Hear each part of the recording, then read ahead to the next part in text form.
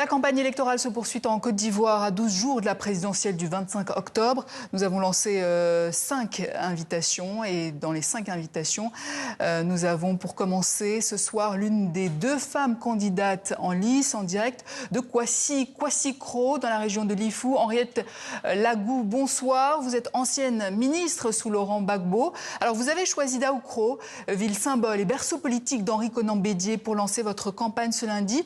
Pourquoi ce choix et que représente-t-il pour vous? Merci beaucoup. Évidemment, je suis en campagne et j'ai choisi Daoukro pour le lancement de ma campagne parce que Daoukro, en fait, c'est mon village. C'est mon village aussi.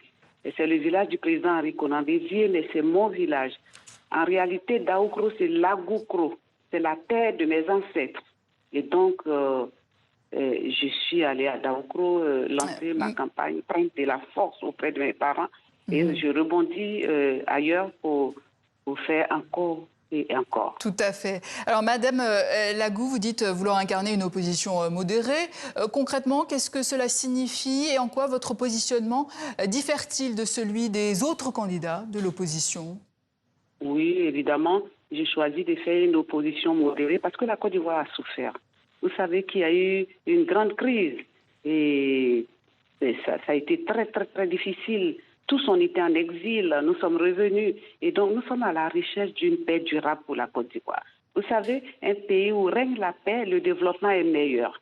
Et donc, disons que par rapport aux autres candidats, enfin, j'ai choisi de rechercher la paix pour mon pays. Madame Lagou, alors en 2015, vous aviez obtenu moins de 1% des suffrages. Qu'est-ce qui vous fait penser que les Ivoiriens vous accorderont davantage de confiance cette fois-ci? Mais ce n'est pas le même contexte. En 2015, évidemment, je devrais me faire connaître. Vous savez, quand on est candidat, on a un objectif à atteindre.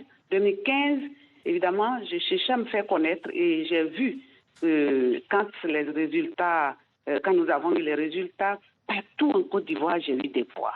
J'ai dit, tiens, en ce moment, c'est vrai, j'ai moins d'1%, mais je représente une nationale. Parce que partout au nord, au sud, à l'est, à l'ouest, j'ai eu des électeurs. Et donc, j'ai dit, bon, mais je recommence, parce que cette fois-ci, c'est pour gagner. Alors, Madame Lagou, on vous reproche parfois d'être proche du pouvoir, d'être la KKB de cette présidentielle, soit une candidate de diversion favorable au RHDP. Que répondez-vous à ceux qui doutent de votre indépendance? Écoutez, ils ont leur opinion. Et puis, je vais dire, j'ai 12 partis politiques avec moi-même. C'est aussi la raison pour laquelle je dis que ce n'est pas le même contexte. Parce que c'était en 2015 mon seul parti politique. Là, en 2025, je suis avec 11 partis politiques, plus mon parti politique qui soutiennent ma candidature.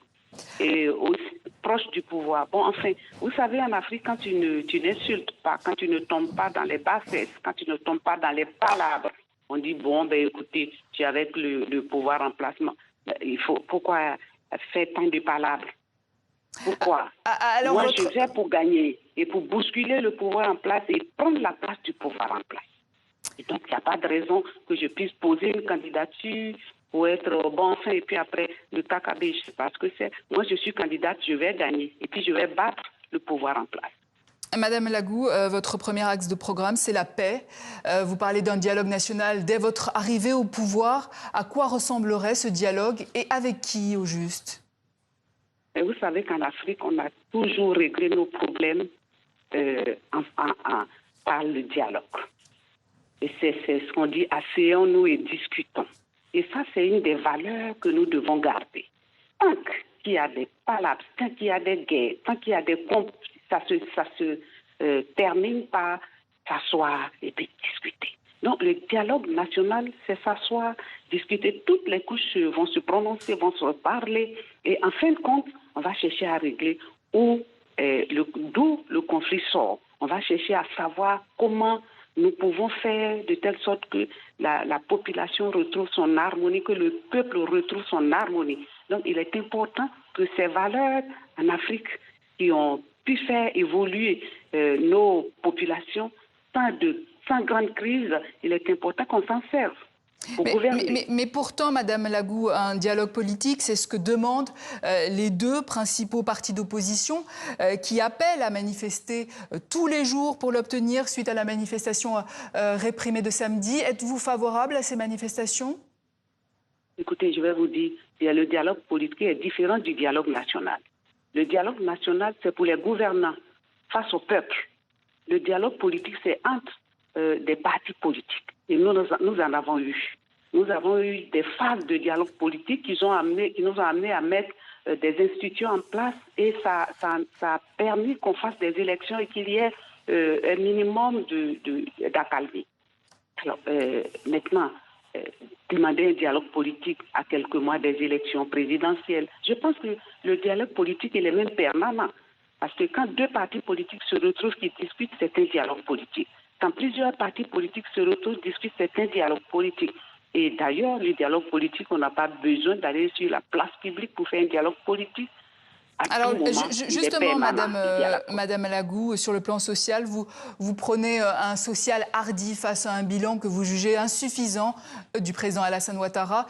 Quelles seraient vos premières mesures concrètes pour améliorer le niveau de vie?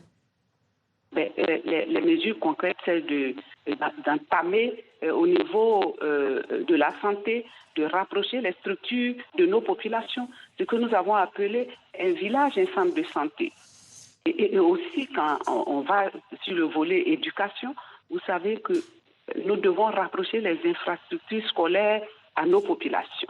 Quand un enfant de 7 ans, 8 ans marche 2-3 kilomètres pour trouver une école primaire, quel genre de citoyens nous sommes en train de fabriquer?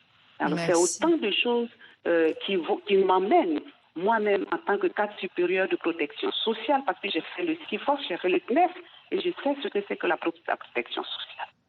Merci Henriette Lagou. Je rappelle que vous êtes candidate à la présidentielle de Côte d'Ivoire du 25 octobre prochain.